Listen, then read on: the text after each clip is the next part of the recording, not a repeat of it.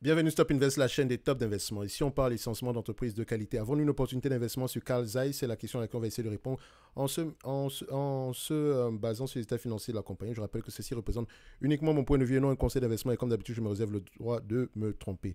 On va aller très rapidement ici. Donc ici, nous avons une compagnie en termes de croissance du revenu ici. C'est bien, parfait, on aime ça. Donc la croissance ici, de l'orgue ici de 10% et plus ici, c'est une bonne chose. Ça reste une information, la croissance est passée. Maintenant, pour avoir la croissance future, il faut à peu près connaître la taille du marché et quelle est la stratégie derrière. Ok. Donc ici, on peut voir que nous avons une compagnie en croissance. Est-ce que ça va continuer? On devra aller poser la question en lisant les rapports financiers et non en se basant sur la croissance passée. Ok. Ou bien également en regardant l'estimation ici future des analyses. Ok.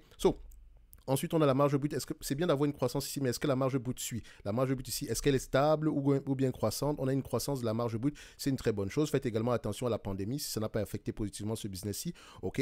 Donc, marge brute croissante ici, est-ce que la marge EBITDA va dans le même sens? On se rend compte qu'on est à peu près plus ou moins. On a une stabilité.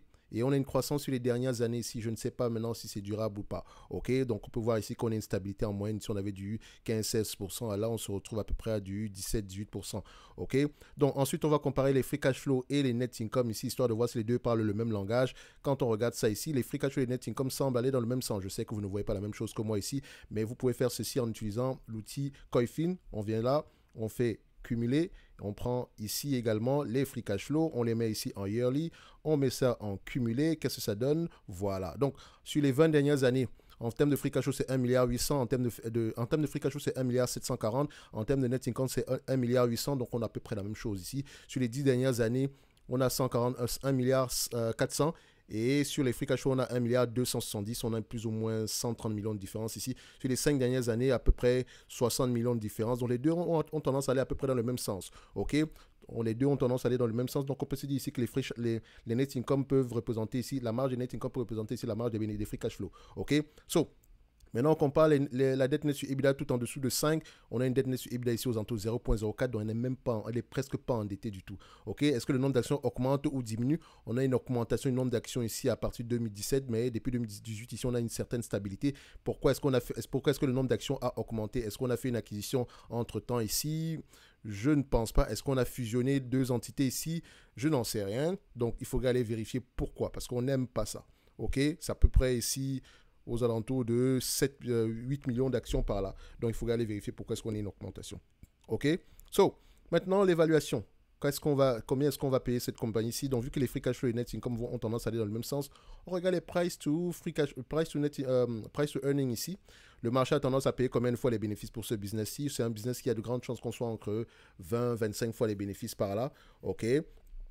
Parce qu'il y a la croissance uniquement. Ici, le marché paye 28 fois les bénéfices. Sur les derniers mois, ici, on est à peu près à 23 fois. Donc, sur les 12 prochains mois, qu'est-ce qu'on a? Sur les 12, en prenant en considération la croissance par rapport à 2024 ici, on est à peu près à 25 fois les bénéfices ici. Donc, en moyenne, voilà, on est à ces niveaux-là. Si je paye 25 fois les bénéfices, il faut au moins que cette compagnie-ci il faut au moins qu'elle puisse avoir une croissance de 10% en moyenne sur les 5 prochaines années. Donc, il faut aller vérifier le niveau de croissance ici. Il ne faut pas juste payer le multiple moyen ici parce qu'on avait tendance à l'avoir dans le passé. Non, pas du tout. OK? Et je ne paye jamais plus de 25 fois les bénéfices ici, moi personnellement. OK?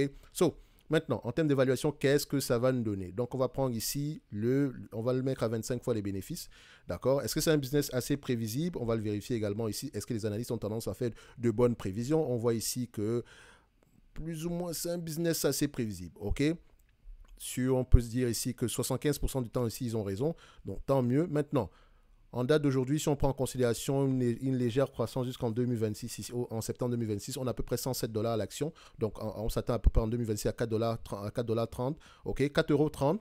Donc, on a à peu près 107 € l'action ici. 107 € l'action, moins la dette nette en date d'aujourd'hui, parce que j'enlève toujours la dette. D'accord? Donc, j'aimerais l'acheter à un prix qui inclut déjà la prise en compte, à un prix qui prend déjà en considération la dette ici. Donc, déjà, la dette n'est pas assez élevée. Ici, on a 2,36 $ ici. Donc, techniquement, on peut même laisser ça de côté. Donc, on peut se dire ici que cette compagnie-ci est légèrement sous-évaluée. Je dis bien légèrement. OK? Ça, c'est en prenant en considération 25 fois les bénéfices. Si on prend 20 fois les bénéfices, on va se dire qu'on est correctement évalué. OK? Donc, tout va dépendre du multiple. Donc, tout va dépendre de la croissance future. Idéalement, on aimerait l'acheter à un rendement sur coût aux alentours ici de 8%. D'accord? Donc, en date d'aujourd'hui, qu'est-ce qu'on a? Donc, si on vous distribue la totalité des bénéfices nets attendus en 2030, en 2026, vous avez à peu près un rendement potentiel de 5,37%. c'est un peu loin. C'est moins que ce que nous on attend généralement. Enfin, moi personnellement, je cherche du 8% de rendement ici. Donc en termes de dividendes, si elle a les moyens de payer ce dividende-là, elle a même les moyens de l'augmenter. Actuellement, on a 1,36. Comme je vous l'ai toujours dit, c'est pas la taille du dividende en date d'aujourd'hui qui compte, c'est la taille du dividende demain qui compte. Ok. Et quand on dit demain ici, regardez déjà l'évolution ici de ceux qui ont eu acheté cette compagnie-ci, disons aux alentours ici de, admettons que vous l'avez acheté en 2006 et que vous avez gardé vos actions jusqu'aujourd'hui sans rajouter, vos yield on cost est de 30%. OK, 30%. Donc, quelqu'un qui a acheté des actions en 2006, lui, il touche un dividende de 30% en date d'aujourd'hui. Alors que vous, si vous l'achetez en date d'aujourd'hui, vous avez 1%. Ça ne veut pas dire que vous aurez la même chose ici après 20 ans. Non, tout dépend de vos prix d'acquisition. Vous remarquez ici, ici qu'il y a une vingtaine d'années, c'est un business qui se payait également aux alentours d'une vingtaine de fois les bénéfices, mais la croissance était peut-être plus élevée que ça. OK, on remarque également qu'aux alentours de 2008, on nous a proposé cette entreprise-ci à moins de 15 fois les bénéfices. OK, donc faites attention. Moi, je dirais déjà, ça serait déjà une bonne chose de venir nous chercher ici aux alentours ici. Alors, je dirais 8% de rendement ici. Donc, personnellement, on sera à peu près à combien?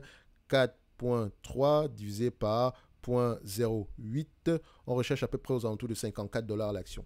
Mais c'est une très belle, 54 € l'action. C'est une très belle entité. Ok, c'est vraiment une très très belle entreprise. Maintenant, si je choisis d'acheter à ce prix-ci, ça veut dire qu'il faut que je regarde à peu près si la croissance, la taille du marché ici. Donc, la taille du marché est très importante. Si on a une grosse station, si nous avons un marché en pleine consolidation, ça ne va peut-être pas me déranger d'acheter cette compagnie au prix actuel. OK, donc ça va vraiment dépendre de la taille du marché. Vu que je ne connais pas encore la taille du marché ici, même si j'aime bien cette compagnie, si elle mérite d'avoir une place dans n'importe quel watchlist, je vais avoir tendance à être assez prudent. OK, donc on va se dire ici, au meilleur des cas, on est légèrement sous-évalué. Au pire des cas, on est correctement évalué. Ici, meilleur des cas, c'est 25 fois les bénéfices. Pire des cas, c'est à peu près 20 fois les bénéfices. Ici, tant qu'on garde à peu près les bénéfices nets attendus d'ici 2026. Mais c'est une très, très belle entreprise. OK? N'oubliez pas, en lien dans la description de cette vidéo, si vous avez le service Top Demande ici, où vous pouvez faire des demandes d'analyse quantitative comme celle-ci. OK? Celle-ci a été demandée par un abonné ici du service Top Premium. Donc, je rappelle également que le Top Demande, c'est une alternative au service Top Premium. Donc, ça prend uniquement en considération les demandes d'analyse quantitative. OK, je vous laisse aller voir ça en description de la vidéo. Donc, on va se donner rendez-vous sur la prochaine vidéo. D'ici là, portez-vous bien. N'oubliez pas, si cette compagnie vous intéresse, comme d'habitude, on lit les rapports financiers, s'il vous plaît. OK, on lit les rapports financiers. Donc, tout dépend ici de vos objectifs financiers à long terme. Comme je l'ai toujours dit ici, le prix, je ne peux pas dire ici que cette compagnie est surévaluée. OK, mais je sais déjà qu'elle me plaît. Ce que j'ai vu me plaît en termes de marge. Si j'ai des questions à poser quand je vais lire les rapports financiers, certainement. Ça ne veut pas dire que je vais réellement le faire ici. Mais voilà, c'est une belle entreprise qui mérite d'avoir une place dans n'importe quelle watchlist. C'est le genre d'entité que vous devez avoir en portefeuille si vous arrivez à la choper au bon prix. Et peut-être le marché va nous donner une opportunité d'investissement sur les mois à venir. Enfin, une meilleure opportunité d'investissement que celle-ci. Mais je pense qu'en date d'aujourd'hui, ça commence à sentir bon. Mais on aimerait avoir quelque chose de plus consistant. D'accord? Encore plus intéressant que ça. Donc, moi, je dirais ici, en tout cas pour moi, j'attendrai aux alentours d'une cinquantaine de $. Si ça, cinquantaine d'euros ici. Si on l'a, tant mieux. Si on l'a pas également, c'est pas grave non plus. OK? Bref, questionner la croissance, c'est le plus important. On se dit à bientôt. Merci.